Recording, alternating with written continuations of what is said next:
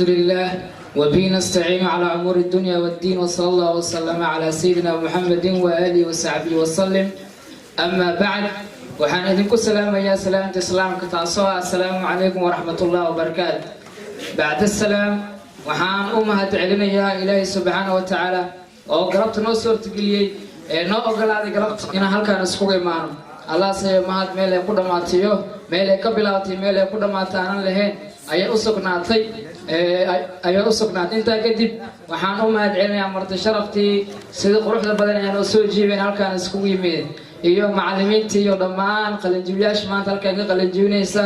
oo ardayda aadkaan ugu faano ardayda aadkaan u jeclahay dhammaan waan u mahadcelinayaa intaas kadib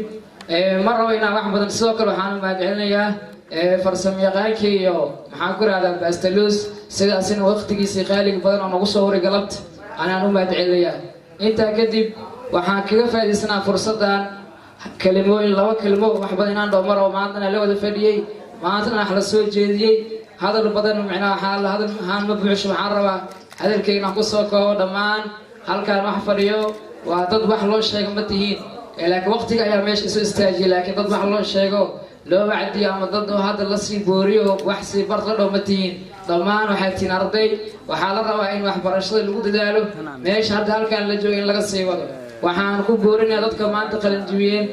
waxa waa luqadda English wax la bartay aniga nin hadlayo luqadda English waxaan ku dhex jiraa ugu yaraan 9 sano oo kale barashadeed macallin maxaa ku raada macallin dhigista haddii laga hadlo 11 aan bilaabo barashada intaan xasuusto taariikhdeedii 11 waa xilliga iskuulkiga aan ku biiray 15 waa ka qalinjibiyey 4 sano aan buugaan watiya ka dab orday luqadda oo waqti aan loo kala harin aan baran jiray xataa waa xasuustaa taariikhdeedii luqadda Englishka barashadeed waqtigii galay arday had waqtigaas gelin oo jir mobilaha sababtoo ah 7 saac waa dareemi kartiin inta buug qaato qoraxda kulul ayaa waxaan sameyn jiray iskuulka mar inta tago qoraxda markay dhacdo Ustaad Axmed Balaag oo aan hilmaami karin runtii maanta si meeshaan fadhiyo Ustaad Axmed Balaag oo saaxiibkayga in badan waqtigaas la soo qaadanay 7 saac iskuulka oo imaano maqribka meeshka tagi jirnay qoraxda noogu dhici jirtay ardayda ugu dambeysay ahaan jirnay iskuulka marka waqtigaas aan gelin jirnay marka waxaan rabaa maanta idinkana waxaad dareemayseen runtii wadada aan luqadda aadin ku baray anima lagu soo bar runtii markaan ka hadlay dadka waa dareemi kartiin anaga wixii aan koorso goobsiin ahayn waa dareemi kartiin waqti yar ku barateen waxaa la rabaa in meesha laga sii socdo qof walbo erayadu aad ugu dadaalo luqadda Englishka barashadu waa laba shay ay u baahan tahay oo eray hadaa baratid iyo grammarka ay tahay sida hadaa baratid bis waa isku haysataa marka erayada laga badinin aad ugu dadaal ma ahan hadal badan inaan maanta halkaan ka dhahmaro waxaan idinku boorinayaa in waxbarashada xoog la saaro lagu dadaalo la muujiyo sawir badan iyo dulqaad iyo caqabado badan ka hor imaan ka baranaysa caqabadahaas oo dhan waxba ha arkin maalin ayaa guushaada gaari doontaa midna inaan hadal ku dheersa hor idinku sheegay waxaan hadalkii ku soo gaabsanayaa aan dadaalno oo barwaaqo aan gaarnay waa maasantiin dhammaantiin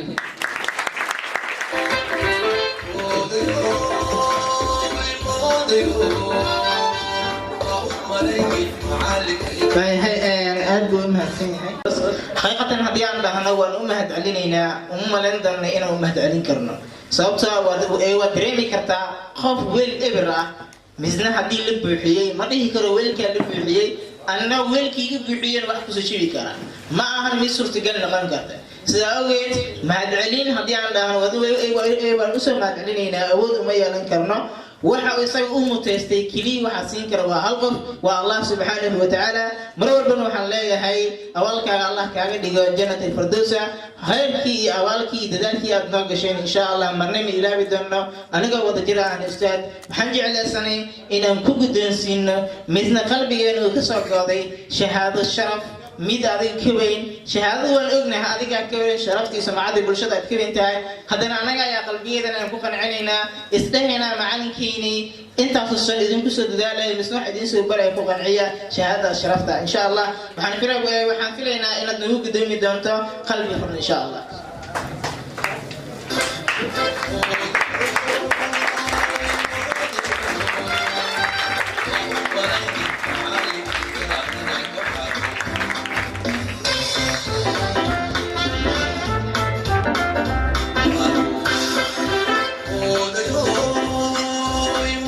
Abdurrahman Maxamed Calka ana ardayda ka baratay iskuulka Hilton waxaan maan jeclaysanaa aniga saaxiibkayga Ahmed Abdurrahman Awka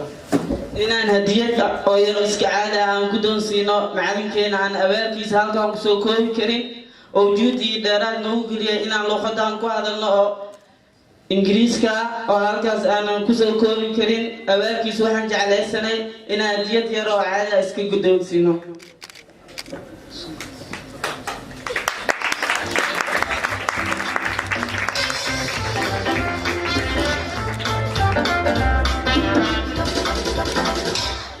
هذا يوم مسيين وأذن كدوم هدية أي كدو سيسين إلهي سبحانه وتعالى بدل خير والله يديكم بدله لما أنتي وما سنتين